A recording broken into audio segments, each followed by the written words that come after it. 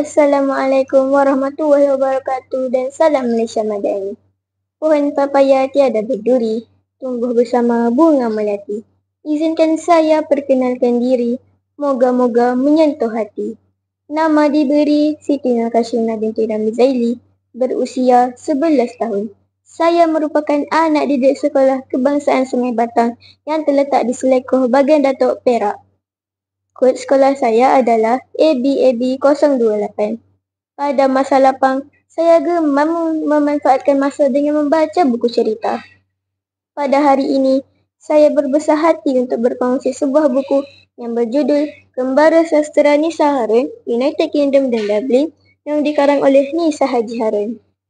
Buku ini mengandungi 209 muka surat secara keseluruhannya dan mempunyai sisipan 40 bahagian kembara sastera mengikut kronologi.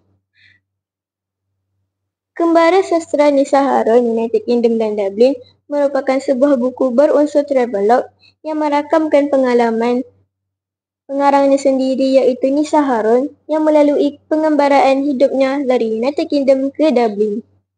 Buku ini diterbitkan oleh Institut Terjemahan dan Buku Malaysia ITBM pada 27 April 2012. Jauh perjalanan, luas pemandangan. Demikianlah kesimpulan yang dapat diberkas melalui pembacaan buku Kembara Sastera Nisa Harun, United Kingdom dan Dublin. Nisa Harun merupakan penulis sepenuh masa yang sanggup meninggalkan kerjaya profesionalnya sebagai seorang peguam kerana kecintaannya dan keyakinannya kepada dunia penulisan, sehingga berjaya menghasilkan sebuah buku yang bertemakan kesusasteraan. Buku ini memberikan pembaca sebuah pengalaman kemanusiaan dan daya berfikir tentang kehidupan yang bersifat sejagat. Penulis menggunakan sepenuhnya peluang dan ruang daripada pengamatannya untuk dibawa pulang dan melahirkan dalam bentuk buah fikiran atau idea baru yang boleh dimanfaatkan di tanah airnya.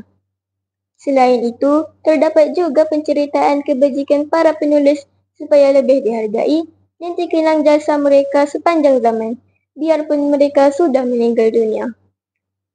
Lantaran itu, buku ini dilihat amat bermanfaat untuk semua peringkat umur, dari pemimpin negara sehinggalah ke tahap para pelajar. Seterusnya, perlukisan lokasi geografi melalui kata-kata yang amat berkesan sekali sehingga jelas terbayang di mata pembaca yang merasakan berada di tempat tersebut.